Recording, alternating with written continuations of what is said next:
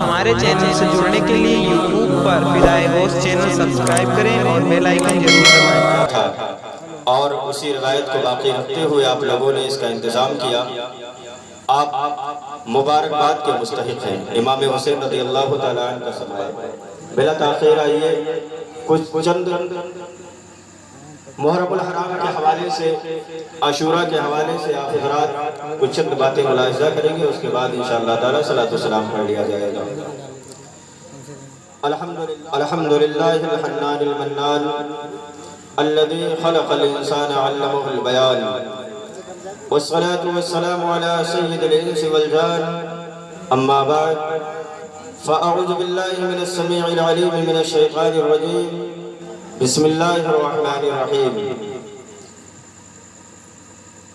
الحسن والحسين سيد شباب أهل الجنة آمنت بالله صدق الله مولانا العظيم وصدق رسوله النبي الأمين المكين الكريم ونحن على ذلك لمن الشاهدين والشاكرين والحمد لله رب العالمين۔ آئیے سب سے پہلے اپنے اور ساری کائنات کے مرکز عقیدت حضور رحمت للعالمین شفیع المذنبین آقا انعامدار مدینے کے تاجدار دونوں عالم کے مالک و مختار شہریار ارم تاجدار حرم نو بہار شفاعت نو شہ بزم جنت سیاہ لا مکا عالم ما کانا وما یکون جناب محمد رسول اللہ صلی اللہ علیہ وسلم کے مقدس بارگاہ پر انوار میں اپنے غلامی کا ثبوت پیش کریں، بلند آواز سے پڑھیں اللہ رب محمد صلی اللہ علیہ وسلم نحن عباد محمد صلی اللہ علیہ وسلم صلی اللہ تعالی علیہ وسلم۔ وہ بے مثال ہے اس کی کوئی مثال نہیں، وہ بے مثال ہے اس کی کوئی مثال نہیں، کٹے ہیں بازو لیکن حوصلے نڈھال نہیں، کٹے ہیں بازو مگر حوصلے نڈھال نہیں۔ حسین والے لٹاتے ہیں جتنا ایک دن میں، حسین والے لٹاتے ہیں جتنا ایک دن میں، کسی یزیدی خزانے میں اتنا مال نہیں، کسی یزیدی خزانے میں اتنا مال نہیں۔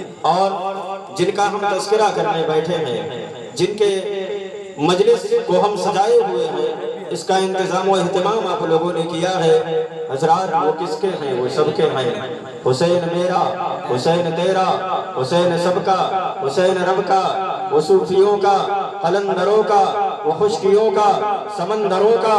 حسین گرنا شہید ہوتا، حسین گرنا شہید ہوتا تو آج گھر گھر یزید ہوتا، خدا کے گھر نبی کی سنت آیا نہ ہوتی، خدا کے گھر میں اذان نہ ہوتی، خدا کے گھر میں اذان نہ ہوتی۔ جس امام عالی مقام کا ہم تذکرہ کرنے بیٹھے ہوئے ہیں، مسلمانوں امام حسین رضی اللہ تعالیٰ عنہ کو آپ جہاں بھی تلاش کریں گے، اپنے گھر میں اگر بیٹھ کر امام عالی مقام کے ذکر کی محفل کو سجائیں گے تو وہاں اللہ کے رحمت کے فرشتوں کا نزول ہوگا۔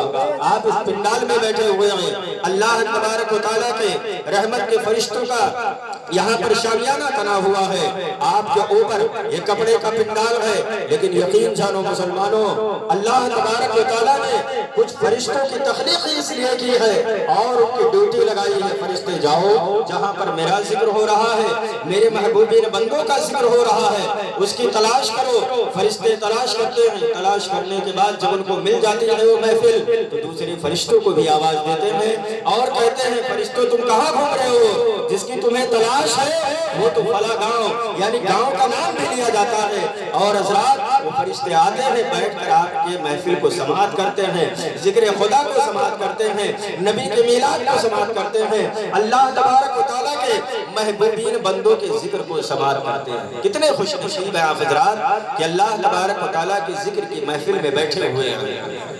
اور آج ہماری اور آپ کے نگاہوں کے سامنے یہ 8ویں تاریخ گزر کر ہم 9 تاریخ کے شب میں مکمل داخل ہو چکے ہیں۔ حضرات اگر انگریزی اعتبار سے بھی دیکھا جائے تو آپ 9 تاریخ کے شب میں داخل ہو چکے ہیں، اگر عربی تاریخ کے اعتبار سے دیکھا جائے تو مغرب کے بعد اسلامی تاریخ کا تبادلہ ہو جاتا ہے، بدل دیا جاتا ہے، یعنی تاریخیں بدل جایا کرتی ہیں۔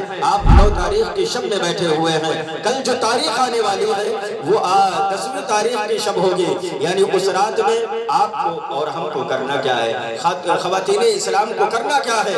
حضرات بس یہی باتیں میں عرض کروں گا، آپ کو کربلا کے واقعات نہیں سناؤں گا میں، اس لیے کہ آپ حضرات جانتے ہیں کہ کربلا میں امام علی مقام گئے، اپنے 71 جانثاروں کو شہید کیا، اور اس کے بعد خود بھی رب کی راہ میں لڑتے لڑتے قربان ہو جاتے ہیں۔ وہ نبی کا نواسا ہے کہ لڑتا لڑتا رب کی راہ میں قربان ہو جاتا ہے۔ حضرات محترم، لیکن ہمیں تعلیمات امام علی مقام رضی اللہ تعالیٰ عنہ پر جو ہے بحث کرنے کی ضرورت ہے کہ جو عاشورہ کی تاریخ آنے والی ہے اس میں ہم مسلمانوں کو کرنا کیا ہے۔ حضرات جس آج ہم نماز کو ترک کر رہے ہیں، ہماری فجر کی نماز قضا ہوتی چلی جا رہی ہے، ہم ظہر کی نماز کو بھی قضا کر رہے ہیں، عصر کی نماز کو بھی قضا کر رہے ہیں، مغرب کی نماز بھی ہمارا معاشرہ مسلمان چھوڑ دیا کرتا ہے، عشاء کی نماز کو نہیں پڑھتا ہے۔ اسی نماز کی تحفظ اور بقا کے لیے امام علی مقام میدان کربلا میں شہید ہوئے تھے، اسی نماز کی بقا کے لیے، شریعت محمدی کی حفاظت کے لیے امام علی مقام میدان کربلا میں شہید ہوتے ہیں۔ مسلمانوں، جو آج آپ لوگوں نے پروگرام کیا، لیکن چند حضرات یہاں پر بیٹھے ہوئے ہیں، اگر میں آپ لوگوں سے پوچھ لوں کون کون نماز فجر میں اٹھے گا نماز فجر ادا کرنے کے لیے؟ ہے کوئی؟ ہو سکتا ہے کوئی ایک دو ہو جو نماز فجر کے لیے، ماشاءاللہ ایک صاحب ہے جو نماز فجر کے لیے اٹھے ہوئے، ہمارے چاچا جی نے ہاتھ اٹھایا ہے، اور بڑی خوشی کی بات ہے کہ اللہ تبارک و تعالیٰ کی رحمت اس گاؤں پر برس رہی ہے، موسلادھار بارشیں ہو رہی ہے۔ حضرات کوئی اگر ایک نیک بندہ بھی رب تبارک و تعالیٰ کا گاؤں میں رہتا ہے، نمازیں ادا کرتا ہے، تو اس کی یقین جانو اس کی برکت سے اللہ تبارک و تعالیٰ بلاؤں کو اٹھا لیا کرتا ہے، کچھ نہ کچھ تو پروردگار عالم اس کا اجر و ثواب عطا فرماتا ہے۔ لیکن ہم کو رات کو کل کی رات میں کیا کرنا ہے؟ کیا ہمیں صرف اور صرف امام علی مقام کا روزہ ہی رکھ دینا ہے؟ جیسا کہ میں نے پہلے آپ لوگوں کو بتایا کہ جب آپ تعزیہ رکھیں تو اس کو امام علی مقام کا روزہ ہی سمجھیں، اس کو امام علی مقام کا روزہ ہی سمجھیں۔ ان کو ہمارا مسلمان طبقہ کیا کہتا ہے؟ ارے بابا کو لاؤ، بابا کو اٹھاؤ، بابا کو نیچے کرو، ایسا ہرگز نہیں کرنا چاہیے۔ اور اس بات پہ مکمل آپ حضرات بالکل تیاری کے ساتھ اپنی زبان پہ لگام بنائیں کہ ہمیں امام حسین کا روزہ سمجھ کر اس کو چوک پر، یعنی جہاں اس کا احاطہ بنا ہوتا ہے وہاں پر لا کر رکھ دیا جائے، امام حسین رضی اللہ تعالیٰ عنہ کہ اس روزے کی زیارت کی جائے کہ اے امام علی مقام، ہم آپ کو دیکھ نہیں سکتے لیکن آپ کے روزے کی ہم زیارت کر رہے ہیں، آپ کے روزے کا ہم دیدار کر رہے ہیں۔ اسی کا صدقہ پروردگار عالم ہمیں اور آپ کو عطا فرمائے۔ کوئی بھی عالم امام حسین کے روزے کو ناجائز نہیں کہتا ہے، کوئی بھی مقرر امام علی مقام کے روزے کو ناجائز نہیں کہتا ہے، لیکن ہاں اعلیٰ حضرت نے امام علی مقام کے روزے کی جو شبیہ آپ لوگوں نے بگاڑ دیا ہے، جو ہمارا معاشرہ نے شبیہ بگاڑ دیا ہے، اس کی شکل کو بگاڑ دیا ہے، مروجہ تاجیہ داری کو اعلیٰ حضرت عظیم البرکت نے حرام قرار دیا ہے۔ جس طریقے سے آج ہمارا معاشرہ نمائش کرتا ہوا نظر آ رہا ہے کہ امام علی مقام کا جب روزہ رکھتا ہے 12 بجے کی رات میں امام علی مقام کے اس روزے کے اندر ایک کپڑے کا ٹکڑا رکھ دیا جاتا ہے۔ میں نے بچپنے میں سنا تھا، ہمارے گھر کے لوگ بھی ہم کو بتایا کرتے تھے کہ یہ کفن کا ٹکڑا رکھ دیا جاتا ہے، امام علی مقام رضی اللہ تعالیٰ عنہ کا روزہ رکھا جاتا ہے، لیکن حضرات لوگ کہتے ہیں 12 بجے کی رات میں امام حسین کی روح قبض کی جاتی ہے، معاذ اللہ۔ یہ ہمارے معاشرے میں غلط ذہن دیا گیا ہے، اس سے ہمیں اور آپ کو نکلنا ہے۔ آپ روزہ رکھیں، اس کی قدر کریں، قدر و منزلت کریں، اور امام حسین کی بارگاہ میں التجا کریں، اے امام حسین ہم آپ کے غلام ہیں، آپ کی غلامی میں اپنی زندگی کو گزارنے کی ہم کوشش کر رہے ہیں۔ مسلمانوں، وہ رات ایسی ہے کہ امام علی مقام نے یزیدی لشکروں سے ٹائم مانگا تھا، جب یزیدیوں نے باقاعدہ جنگ کا اعلان کر دیا، امام علی مقام نے کہا، امام علی مقام کے ہمراہیوں نے کہا، جانثاروں نے کہا کہ ادھر سے جنگ کا اعلان ہو چکا ہے۔ امام علی مقام نے ان سے کہا کہ ان سے کہو کہ مجھے ایک رات کا ٹائم دے دیا جائے، مجھے ایک رات کا وقت دے دیا جائے۔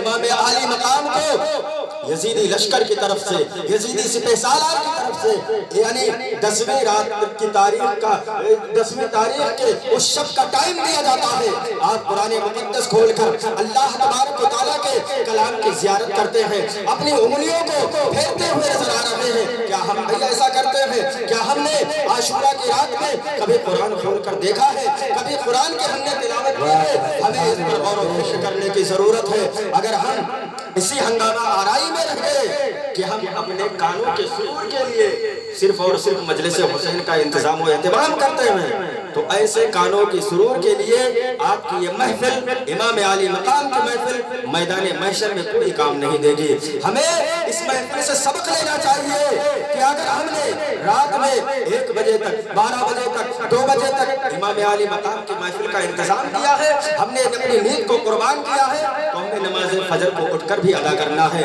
جماعت کے ساتھ ادا کرنا ہے۔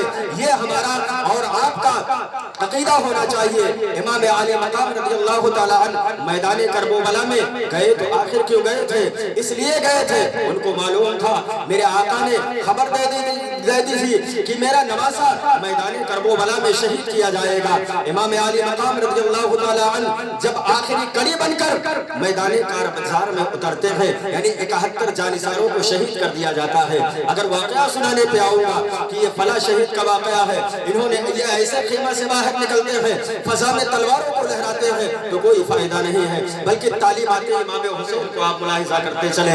اگر میں قاسم بن حسن رضی اللہ تعالیٰ عنہ کے واقعات شہادت کو بیان کروں تو آخر میں اس میں کیا ہوگا کہ وہ خیمے سے باہر نکلتے ہیں، امام حسین رضی اللہ تعالیٰ عنہ سے اجازت لیتے ہیں، حضرت زینب رضی اللہ تعالیٰ عنہ کی بارگاہ میں جاتے ہیں، ان سے اجازت طلب کرتے ہیں۔ تو اس سے کیا ہم کو فائدہ کیا ہوگا؟ حضرات کوئی فائدہ نہیں ہوگا جب تک ہم یہ نہیں سمجھیں گے کہ امام حسین نے ہم کو کیا ذہن دیا ہے، کیا پیغام دیا ہے۔ تو پیغام یہی ہے مسلمانوں کہ امام عالی مقام آخری کڑی بن کر میدان کارزار میں جاتے ہیں، یزیدی لشکر دیکھ رہے ہیں، یزیدی سپہ سالار دیکھ رہے ہیں کہ علی کے یعنی علی کا شیر نر جس طرف نکل جاتا ہے، یعنی لاشیں بھی جاتی ہیں، اور گاجر اور مولی کی طرح جو ہے یزیدی لشکر کو امام عالی مقام کاٹتے ہوئے چلے جا رہے ہیں، ابن زیاد پریشان ہے، یزیدی لشکر کا سپہ سالار پریشان ہے کہ امام عالی مقام کو روکا کیسے جائے۔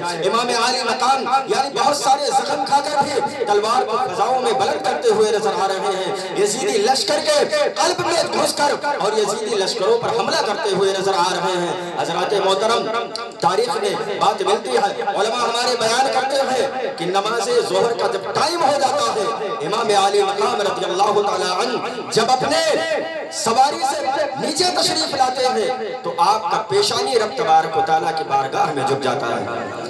اللہ کی بارگاہ میں حضرت حسین رضی اللہ تعالیٰ عنہ کی پیشانی جھک جاتی ہے۔ تو مسلمانوں، ہمیں بھی اور آپ کو بھی نمازیں وقت پر ادا کرنی چاہیے۔ آج ہمارا معاشرہ، ہمارا نوجوان طبقہ، ہمارا ضعیف طبقہ، ہر کوئی پریشان ہے کہ ہمارے گھر میں برکت نہیں ہے۔ کیا ہم نے کبھی دیکھا؟ اور حضرات ایک بات اور ہے کہ آج جو بھی خطیب آتا ہے یا کوئی ناطخواں آتا ہے تو آپ لوگوں کے مرضی کے مطابق وہ پڑھ کر چلا جاتا ہے۔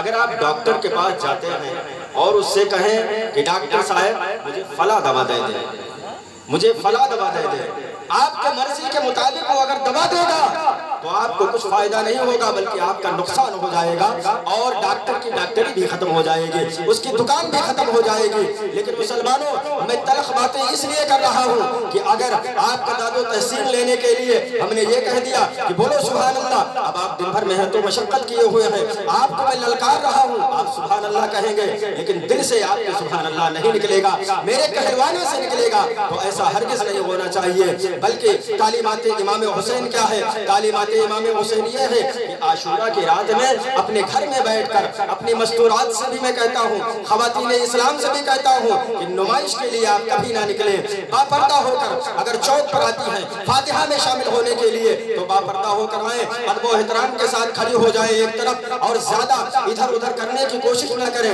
کہ ہمارا بیٹا ابھی لوبان نہیں سلگایا ہے، ہمارے بیٹے نے ہمارا پوتا ابھی لوبان نہیں سلگایا ہے، ہمارا بیٹا ابھی جو ہے اگربتی نہیں جلایا ہے، ایسا کچھ نہ کریں، بلکہ حضرات محترم لوبان سلگانے سے کوئی فائدہ نہیں ہے، اگر بتی جلانے سے کوئی فائدہ نہیں ہے، اس سے صرف خوشبو ظاہر کرنے کے لیے ان سب چیزوں کا استعمال کیا جاتا ہے، اس سے امام عالی مقام کی روح کو کوئی فائدہ نہیں پہنچتا ہے، ہمارے دین کو بھی کوئی فائدہ نہیں پہنچتا ہے۔ آپ عقیدت و محبت کے ساتھ آئے، چوک تو اس لیے چوک سمجھے کہ وہاں پر لوگ نیاز و فاتحہ کا سامان لا کر رکھ دے اور لوگ سارے گاؤں کے اکٹھا ہو جائے۔ اب اگر چوک نہیں بنا رہے گا تو لوگ کوئی کہے گا میرے گھر پر آؤ، کوئی کہے گا میرے گھر پر فاتحہ پڑھو، تو حضرات اس سے انتشار برپا ہو جائے گا۔ اس لیے اگر چوک کا انتظام و اہتمام کیا گیا ہے تو یہ بھی ٹھیک ہے، یہ کوئی بھی ناجائز نہیں ہے۔ کچھ لوگ اس کو غلط کہہ دیا کرتے ہیں کہ چوک پر جو امام حسین رضی اللہ تعالیٰ عنہ کے روضے کے سامنے نیاز و فاتحہ ہوتا ہے، کچھ کتابوں میں یہ بات وارد ہے، لیکن حضرات اگر آپ نے امام حسین کا جو روضہ رکھا ہے اس کو روضے کی عقیدت و محبت میں آپ نے رکھا ہے تو کوئی نقصان نہیں۔ آپ چوک پر آئے اور وہاں پر نیاز و فاتحہ کریں، اپنے گھر پر جائیں، اگر گھر میں برکت چاہتے ہیں تو، اگر برکت نہیں چاہتے ہیں، کسی بابا کے پاس جا کر تعویذ لینا چاہتے ہیں تو آپ جائیے، کوئی مشکل نہیں ہے۔ لیکن یہ ایسی متبرک رات ہے کل والی رات کہ جس میں مسلمانوں اگر ہم نے قرآن کی ورق گردانی کر دیا، تلاوت کلام ربانی کر دیا تو اللہ تبارک و تعالی ہمارے گھر میں رحمت و انوار کی بارشیں عطا فرمائے گا۔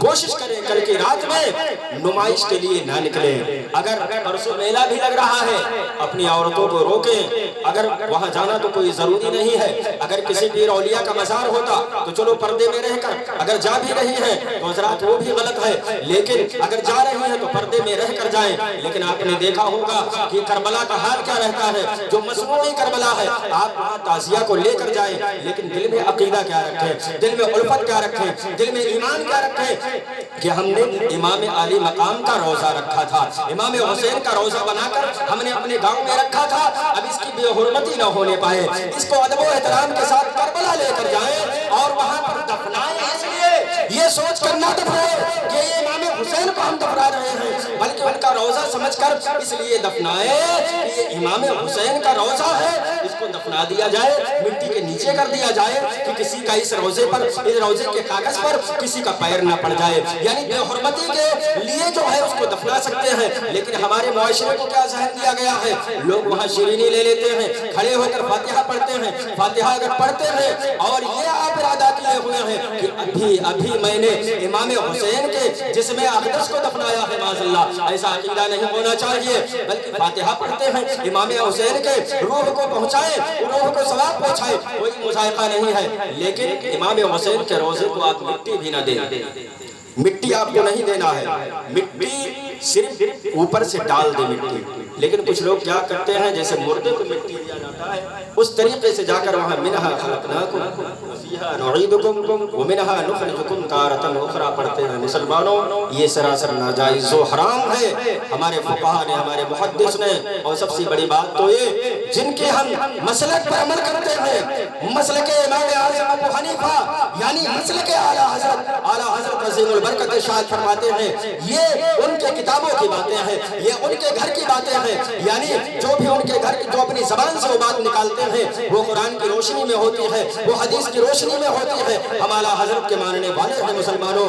آج فرقہ ہمارا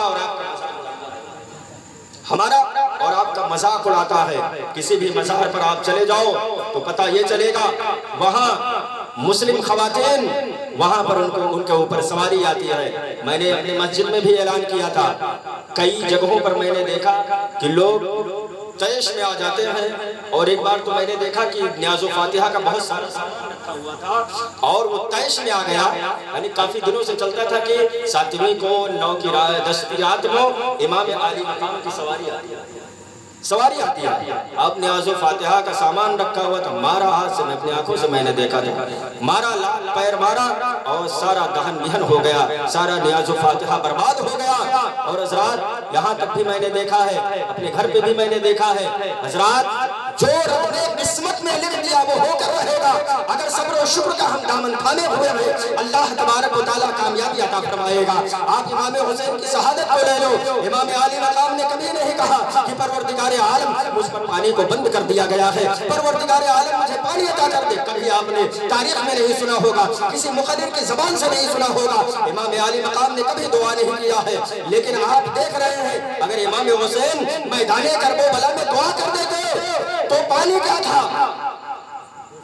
حسین ابن علی کی پیاس میں ایک راز تھا، ورنہ حسین ابن علی کی پیاس میں ایک راز تھا، ورنہ فرشتے خانہ کعبہ سے زمزم کو اٹھا لاتے، فرشتے خانہ کعبہ سے زمزم کو اٹھا لاتے۔ اگر وہ دعا کر دیتے تو کیا نہیں ہو جاتا۔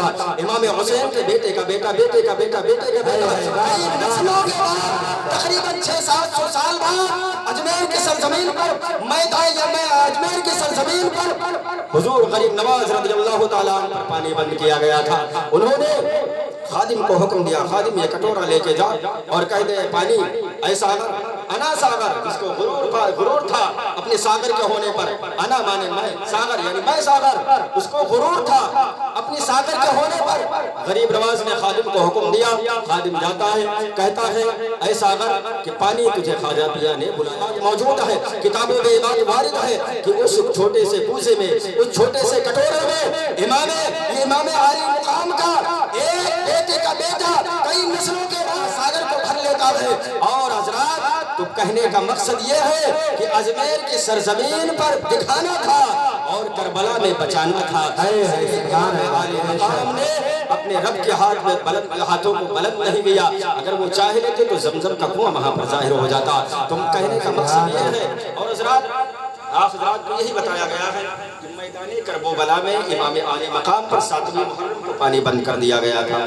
لیکن حضرات تاریخی کتابوں میں یہ بات بھی ملتی ہے، بہت ساری روایتوں میں یہ بات بھی ملتی ہے کہ امام حسین پر پانی تو بند کر دیا گیا تھا۔ یہ صحیح ہے، یہ حقیقت ہے، اس میں کوئی روک ٹوک نہیں، اس میں کوئی شک اور شبہ والی بات نہیں ہے۔ لیکن حضرات حضرت عباس علمبردار رضی اللہ تعالیٰ عنہ اپنے ساتھیوں کے ساتھ کسی نہ کسی طریقے سے پانی کو لایا کرتے تھے۔ خیمے میں یہ بات بھی موجود ہے کہ 10ویں محرم کو پانی امام حسین کے خیمے میں موجود تھا، آپ نے غسل بھی فرمایا ہے۔